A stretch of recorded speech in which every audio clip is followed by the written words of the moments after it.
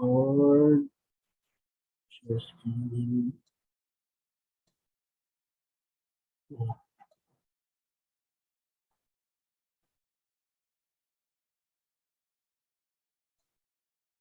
right.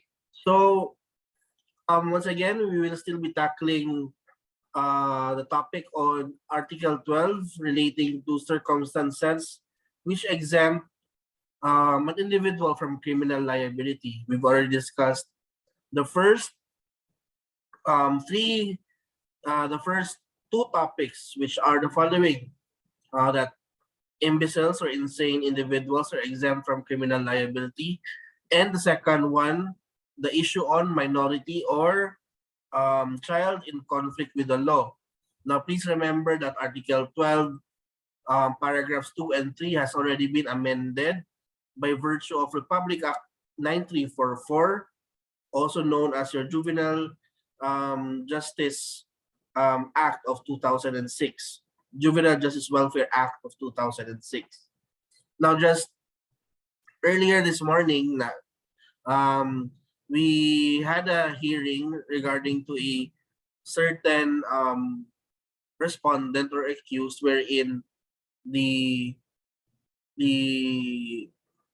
psychologist, the psychiatrist had a recommendation regarding this respondent, and she informed us that this respondent is unfit to stand for trial because his diagnosis may be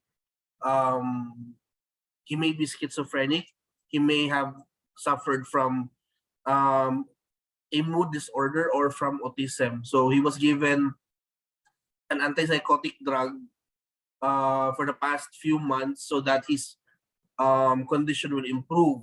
And with that, we decided not to continue with the case because it appears that the respondent is really suffering from insanity. So that's just one example of how you apply Article 12, Paragraph 1 of the Revised Penal Code. Now for today, we will be continuing to learn more on the remaining circumstances which are under paragraphs 4, 5, 6, and 7. Now, volunteer, could someone please read to me Article 12, Paragraph 4 of the Revised Penal Code?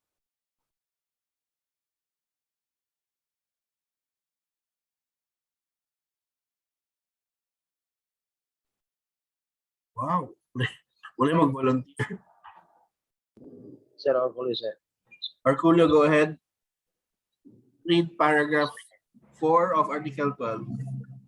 Any person who, while performing a lawful act with due care, causes an injury by mere accident without fault or intention of causing it.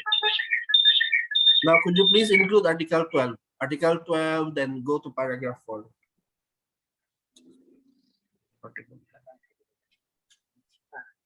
Circumstances which exempt from criminal liability. The following are exempt from criminal liability. Any person who, while performing a lawful act with a due care, causes an injury by mere accident without fault or intention of causing it.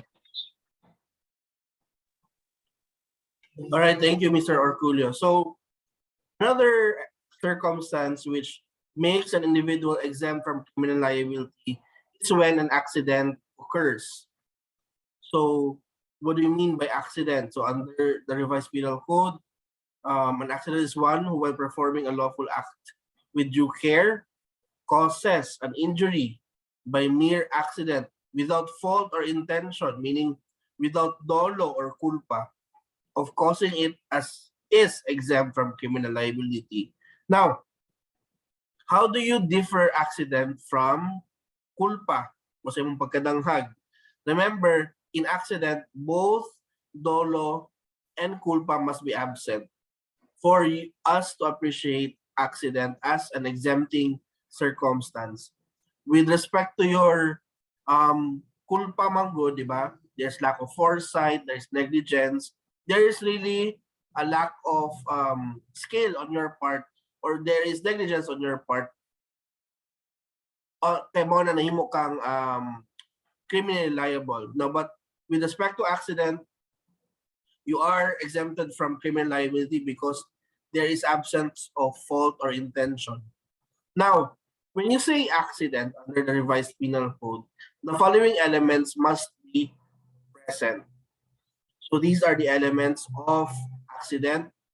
The first one is the accused was performing a lawful act with due care. Second, the injury is caused by mere accident. And lastly, this is very important, there was no fault or intent of causing the injury.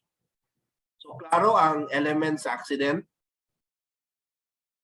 Yes, sir. All right. So let's put this into a problem. Now, volunteer to read the problem.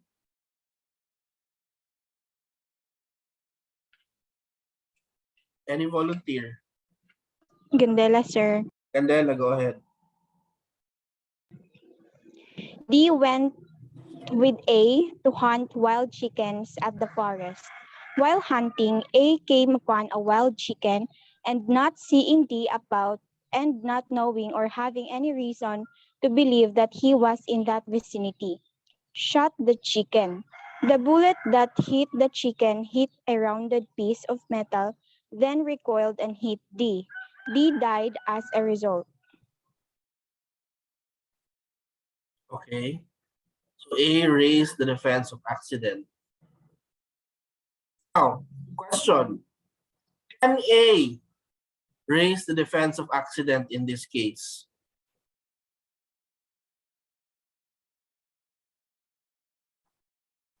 So let's go back to the elements. Who wants to answer?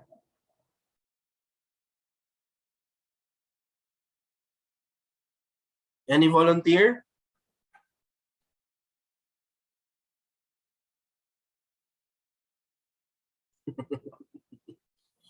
Basa sa?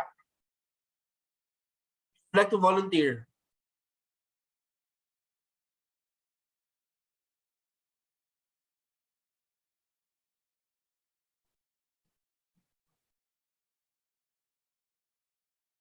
Sir, Yes.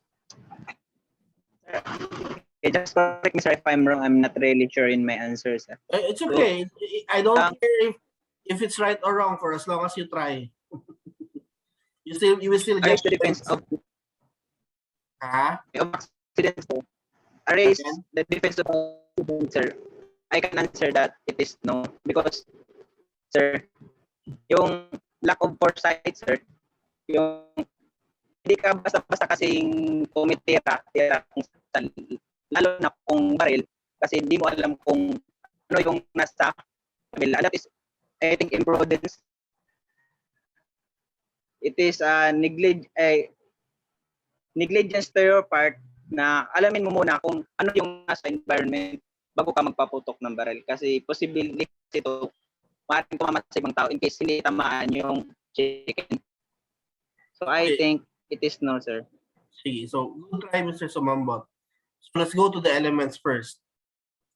So, here, the accused was performing a lawful act with due care. Did he perform this act with due care? Let's see. So, he went hunting and he saw a chicken, but he did not see D. And he does not know where D is, and he also does not have any reason to believe that D is within the vicinity. So that means, klaro sa lugar na wala si D, or he does not have any reason to believe that D is in the vicinity. So check ang first element natin. Second, the injury is caused by mere accident, correct? By accident because when he shot the chicken, the bullet that hit the chicken hit another piece of metal. Muna, nag-ricochet siya and hit D. So, klaro, na sa second element, there was really a mere accident because he did not point it at diba? D, di ba? a matter of fact, he pointed it at the chicken. It's just that the bullet ricocheted to the metal piece of that metal piece and then towards D. And lastly, was their intent a part of A to shoot D? Wala, di ba?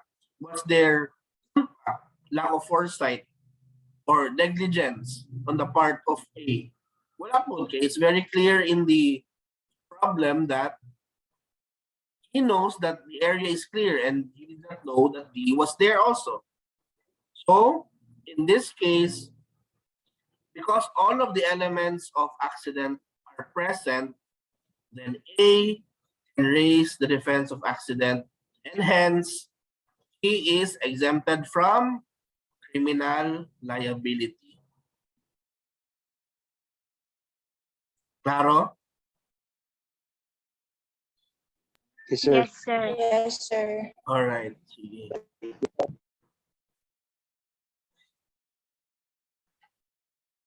Lambot.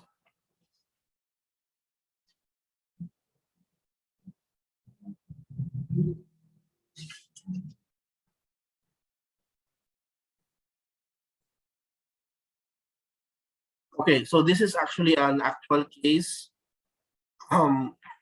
United States versus Taniedo. Supreme Court said, in this case, there's absolutely no evidence of negligence on the part of the accused. Neither is there any question he was engaged in the commission of a lawful act when the accident occurred. Neither is there any evidence of the intention of the accused to cause the death of the deceased. This is purely accidental in nature. For lack of evidence, the accused must be acquitted and he should not be held criminally liable. So that is the case of United States versus Taniedo. Nakuha class ang accident na as an exempting circumstance. Yes, sir. Yes, sir. All right. Now, let's move on to paragraph 5 of your Article 12. Any volunteer who would like to read? Paragraph 5. Sir Levan, sir. Go ahead, Mr. Liban. Article 12, circumstances which exempt from criminal liability. The following are exempt from criminal liability. The paragraph 5, any person who act under the compulsion of irresistible force. All right. Thank you, Mr. Liban. Now, yung Article 12, paragraph 5, deals with an individual who acts under the compulsion of an irresistible force. Now, one who acts under the compulsion of an irresistible force is exempt from criminal liability. This is because of the principle, an act done by me against my will is not my act. Actus me invito factus non est meus actus. So an act done by me against my will is not my act because there is absence of freedom on your part. If there is absence of freedom on your part, then it is not your act. So may elements are irresistible force. The elements are the following. Somebody used force, compelling the accused to commit the crime. And second, the force used must be irresistible. So, klaro ang elements, ha? Somebody used force, compelling the accused to commit the crime, and the force used must be irresistible. Di mapunggan. Right. Who would like to volunteer to read the facts of this Clamor, case? sir. Clamor. Clamor, go ahead. Facts. Some school teachers were murdered by a band. Accused Bakuli. Bakuli yan, sir. Oh, Bakuli. Bakuli was then in a plantation gathering bananas. Upon hearing the shooting, the poor farmer ran towards the scene of the crime. However, he was seen by the leader of the band. They struck him with the barrel of their rifles, pointed it at him, and compelled him to bury the corpse. He was caught by the authorities and was charged as accessory in the murder of the teachers for concealing the body of the crime. All right, thank you, Mr. Camor. Now, question.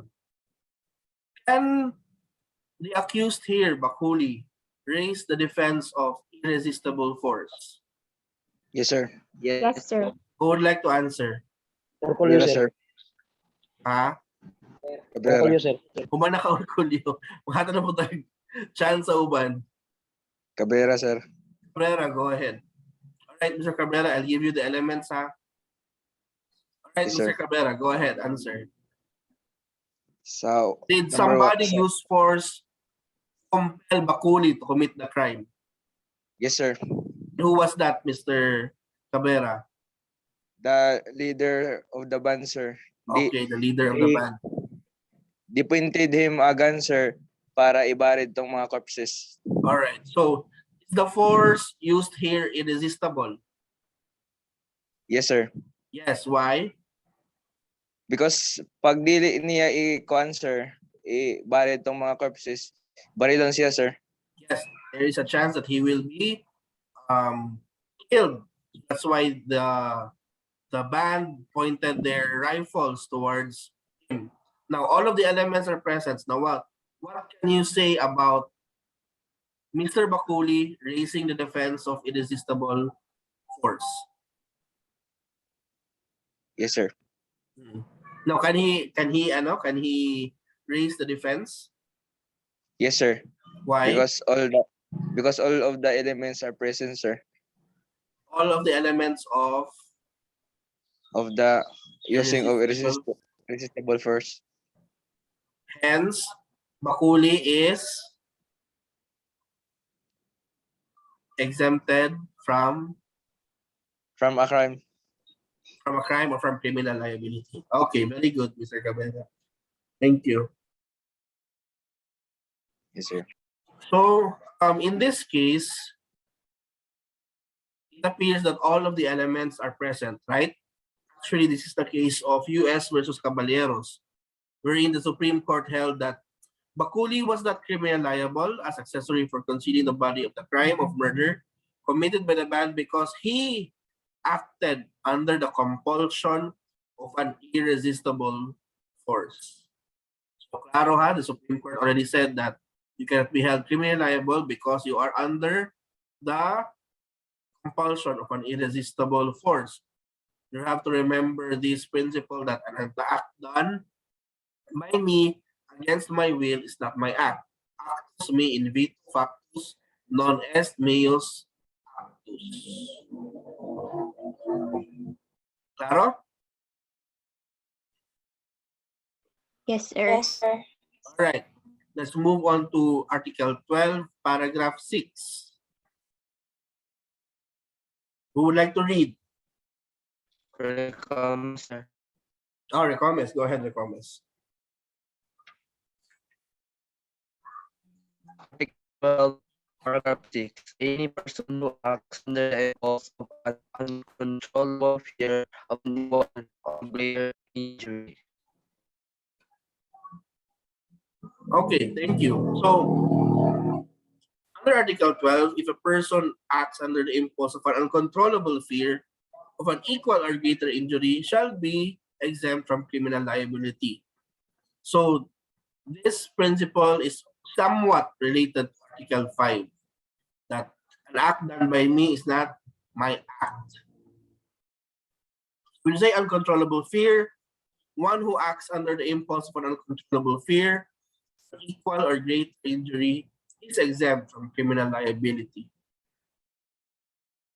Now, the elements of controllable fear are the following: the existence of an uncontrollable fear of an injury.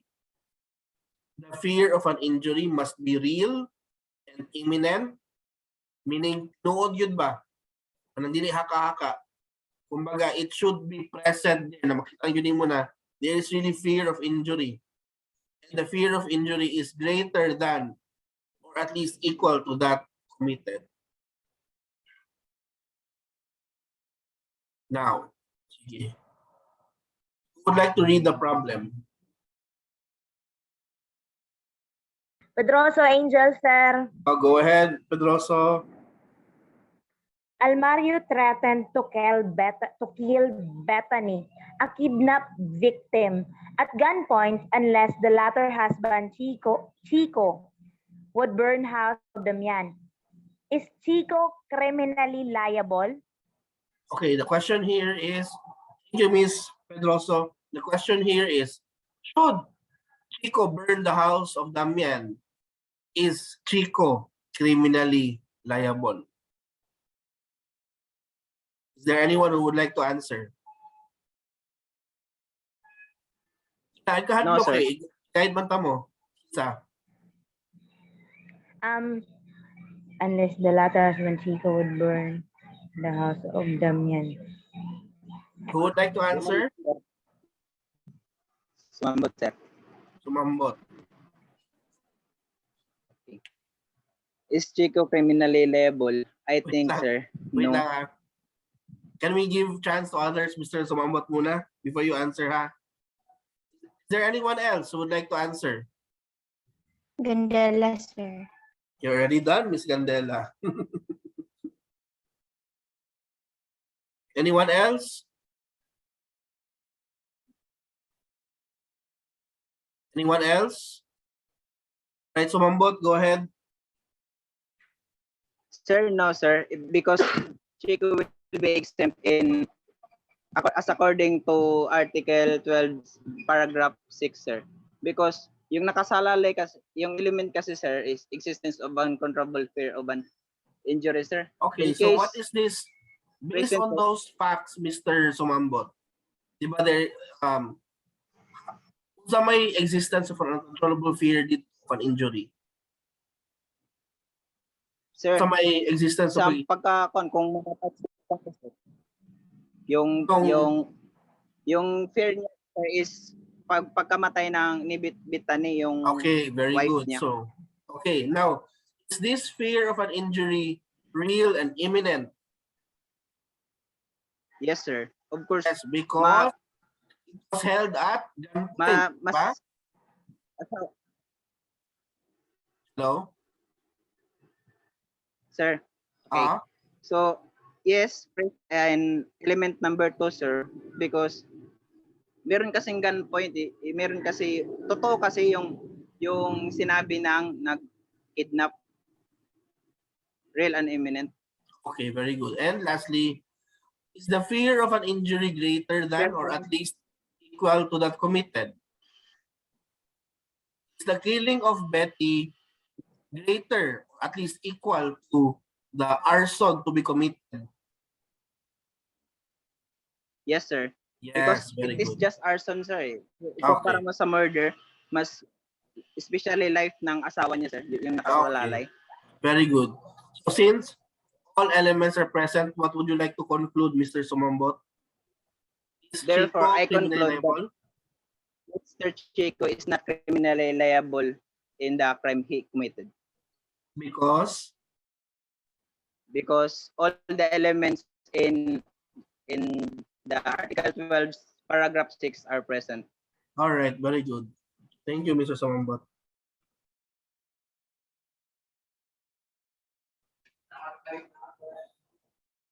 Right, so that is your irresistible fear, right? And let's move on to the last circumstance under Article 12. Who would like to read paragraph 12, paragraph 7, article number 12? Abraham, sir. Go ahead, Abraham. Article 12. Circumstances which exempt from criminal liability. The following are exempt from criminal liability. Paragraph 7. Any person who fails to perform an act required by law when prevented by some lawful insuperable cause. All right, thank you, Miss Abraham. Now, your Article 12, Paragraph 7 deals with insuperable causes. Now, what do you mean by the term lawful or insuperable cause? One who fails to perform an act required by law when prevented by some lawful or insuperable cause is exempt from criminal liability. So what do you mean by insuperable cause? A cause beyond the control of the peace officer. It is something beyond your control. Like, for example, an act of God. How can you, let's say, how can you perform your act if, let's say, na ay bagyo? Now, how can you perform a lawful act when an earthquake is ongoing? Or how can you perform your act if it is not, it cannot be done on that day because the courts are closed, di ba? So these are just some of the examples of your insuperable causes. Now, I would just like to introduce here Article 125 of the Revised Penal Code. This is the crime committed by police officers if they fail to deliver detained persons to the proper judicial authorities. Now, if the accused committed the crime of a light felony, you have to deliver them to the judicial authorities within 12 hours. Now, if the accused committed the crime of punishable by correctional penalties, then you have to deliver them, your respondents, to the judicial authorities within 18 hours. Likewise, if your respondent committed the crime with a punishment of afflictive or a capital penalty, then he or she should be delivered to the judicial authorities by the police officers within 36 hours. Or else, you will be held police officers for the crime of delay in the delivery of detained persons to the proper judicial authorities. Now,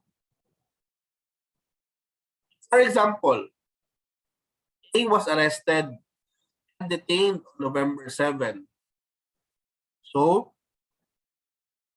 the information was just filed in the regional trial court on November 10 because November 7 was a Sunday. You cannot also go to the court on November 8 because it was a holiday. You cannot also go to court on November 9 because it was an election day.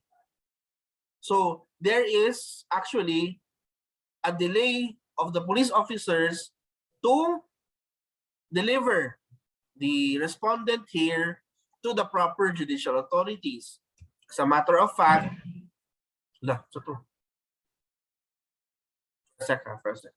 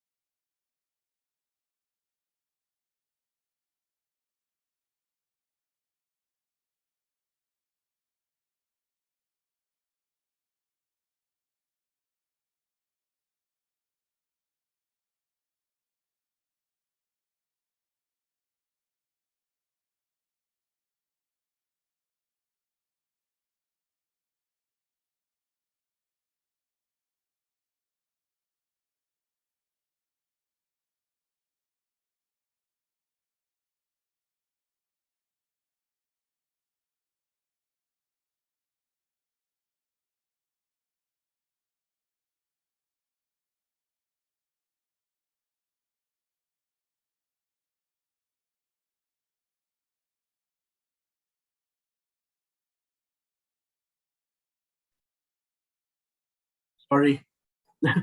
Nung ginibuto sa gawas. Kayo.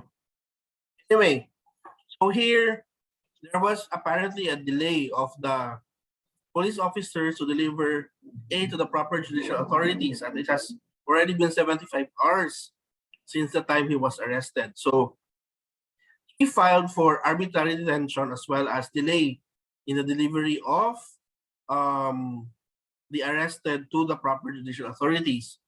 Now, The police officers liable for arbitrary detention? Is there anyone who would like to try? Not, sir. Okay, Ms. Candela, go ahead. Why are the police officers not liable for arbitrary detention? Because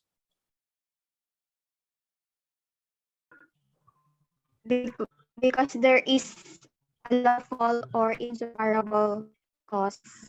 okay, very good. So what are these lawful or insuperable causes present in the facts?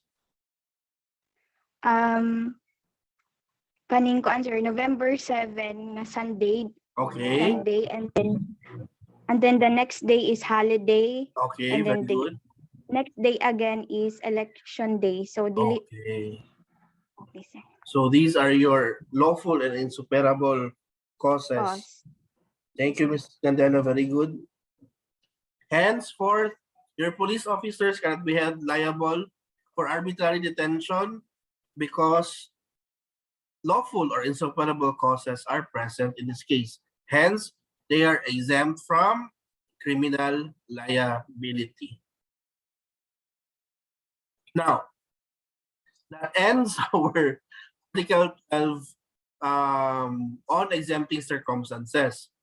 But there are also exempting circumstances found elsewhere in the revised penal code, and these are the ones enlisted somewhere else in the revised penal code.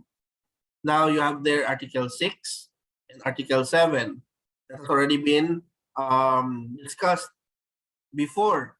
So under Article 6, if you desist from performing all acts of execution, then you are exempt from criminal liability. For example, you want to steal someone's cell phone, let's say an iPhone 13, it's just there right within your reach. But the anak, you stop because of your desistance. And since you desisted from getting that iPhone 13, then you are exempted from criminal liability. Of course, kay ipugong man mo imong sarili. Again, Article 7, light felonies are punishable only when they are consummated. Article 124 and your Article 280, legal grounds for arbitrary detention and legal grounds for trespass to dwelling. As to Article 124, your legal ground for arbitrary detention may be, for example, there is a presence of insuperable cause, or let's say you arbitrarily detained an individual, but you have a warrant of arrest available.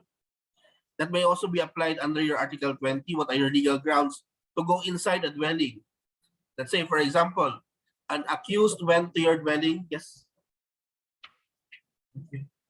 The accused went inside the dwelling by virtue of, tapos gigukod ninyo by virtue of hot pursuit. So you may go inside the dwelling kay nag-hot pursuit mo, unsa pa, na mo'y warrant of arrest, nakita ninyo nidagan siya, padulong sa ilang balay, then you cannot be held liable for trespass to dwelling. Kailangan mo'y legal ground, which is your warrant of arrest. Sa pa, Article 332, where theft, swindling, or malicious mischief is committed against a relative. Now, kung mangawat ka sa imuhang nanay, sa imuhang papa, sa imuhang manghod, you can only be held liable civilly, meaning civil lang ang nature sa imuhang liability, dili na siya criminal in nature because it is against a relative. Same as if kung giscam nimo imuhang mama o imuhang papa, papa, invest din sa kuang palaguan na kwarta, from 10 pesos I will make it 10 million within one day. O di ba, giscam nimo imong amahan, you will not be held liable because he is just a relative of yours. The only thing is that kung sa man ito i-scam nimo or ikawat nimo sa imong relative, you have to reimburse that or reinstitute that. Next is Article 247, where a spouse or minor daughter was reprised in the act of sexual intercourse with another person. Now, for example lang niya, Mr. Orculio found his wife with another man in the bed doing the act of sexual intercourse.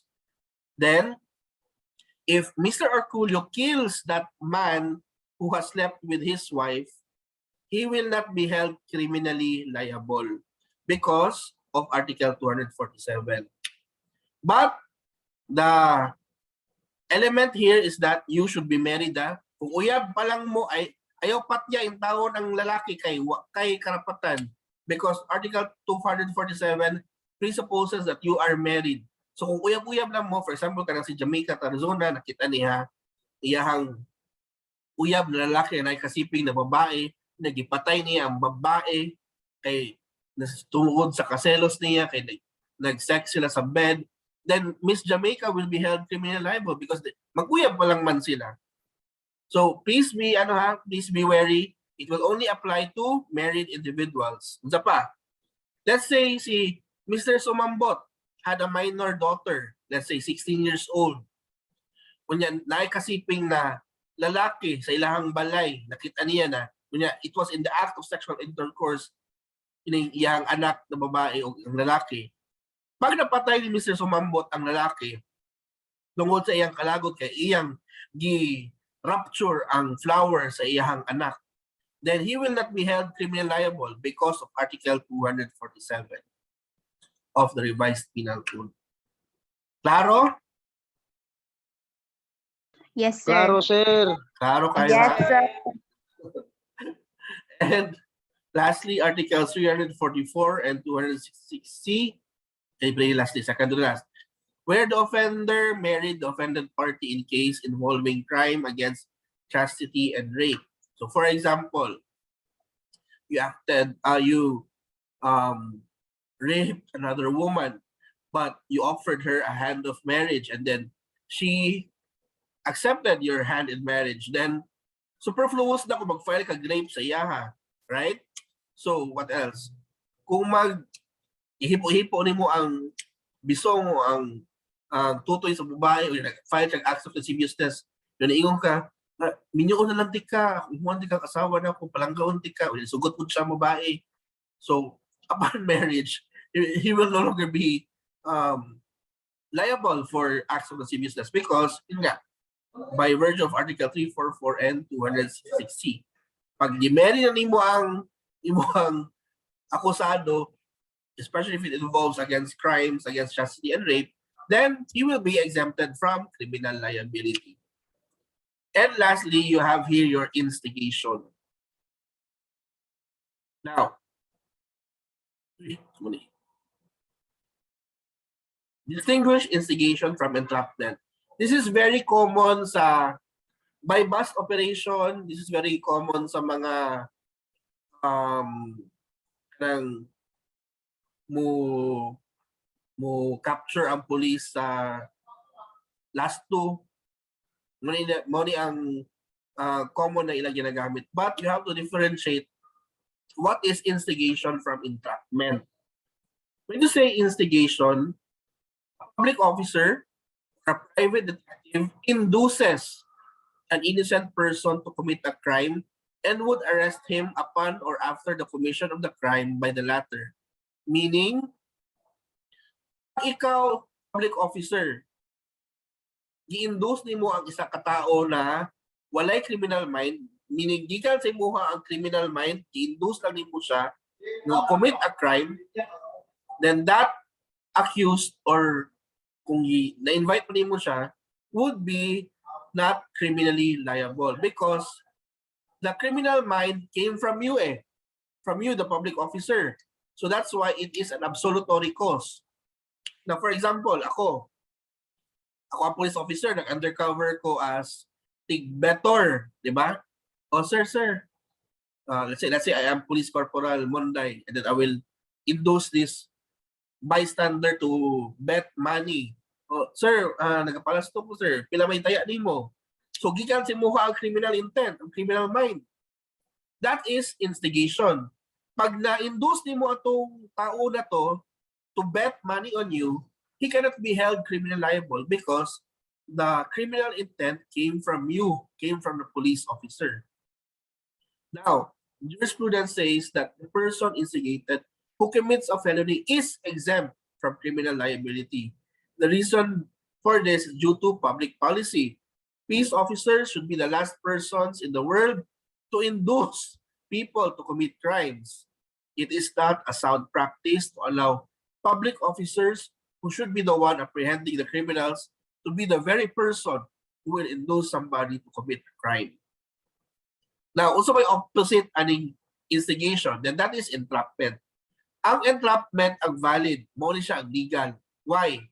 Because it is the accused who will induce the public officer to commit a crime. So, mo ni ginagamit sa bypass. So, natay akusado, para nagabaligya og drugs, niya ako ang let's say purported buyer sa drugs. Wala ako na si Police Corporal Monday. So ingon sa akusado, ingon sa tigbaligya og drugs, sir, na ako'y marijuana dire worth 1,000 pesos, upalit ba ka? So the criminal intent, the criminal mind came from him and not from the police officer.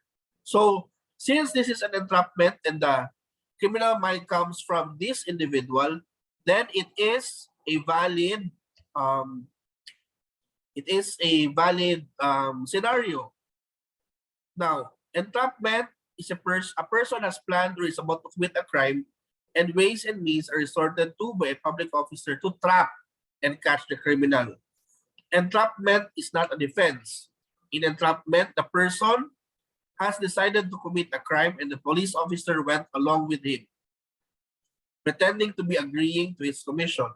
Then when the criminal is in the act of committing the crime, the peace officer who pretended to do along with him will now be instrumental in arresting him. Now that is not a defense when you are entrapped. It is not an exempting circumstance. So please be wary ha. Ang valid dire ang entrapment, ang instigation ang mali due to public policy. Why? You have to remember that in entrapment, this is valid because the criminal intent comes from the accused, whereas in instigation, the criminal intent comes from the police officer or from the public officer, which is against public policy. And that is the reason why if there is an instigation, the accused will always be exempted from criminal liability. Whereas in entrapment, such as in your buy-bust operation, sa mga drugs or sa mga palasto, this is valid because the criminal intent comes from the accused mismo, and that the police officer is just playing along with you in order for you to be caught and be trapped within their hands. Ano ang difference between instigation and entrapment? Claro, sir. All right. Yes, sir. Thank you. Right, so that ends our lesson. So those are your Article 12 circumstances which exempt from criminal liability, as well as the other absolutory causes found around and spread out in the revised penal code. Please remember the difference between a justifying circumstance and exempting circumstance. In justifying circumstances, the act committed by the person is justified because it is in accordance with law. No crime is committed by the accused, such as your self-defense, defense of a relative, defense of a stranger, fulfillment of a duty. Whereas in exempting circumstance, the offender committed a crime. Yes, you committed a crime. But when you committed it, there was no voluntariness on your part because you acted without freedom, intelligence, or intent. So, klaro ang difference between the two circumstances? Yes, sir. Yes, sir. All right. So, that ends our lecture for today. Perhaps Excuse me, sir. we can Pedroso Angel pala, sir, present. karon pa ko mag-unsa, karon pa Huwag ko pa kayo mag-attendance. karon pa ko mag-attendance. Kalma lang, kalma. Nagbasa ko ganyan kasulod-sulod lang na ako manguha ko sa asa tong article. Anyway, I think it would be best if we conduct an exam on justifying and exempting circumstance. So please be ready by next week so that baka ready mo og basa on Article 11 and 12. Now, attendance at ha. Itagadan niya. Sige. Alright, sige. Abarca Henry. Abarca, sir, present. Present. Abraham, present. Abusejo, Yunosias. Absent. Amogis. Andoyo Prechi. Andoyo Prechi.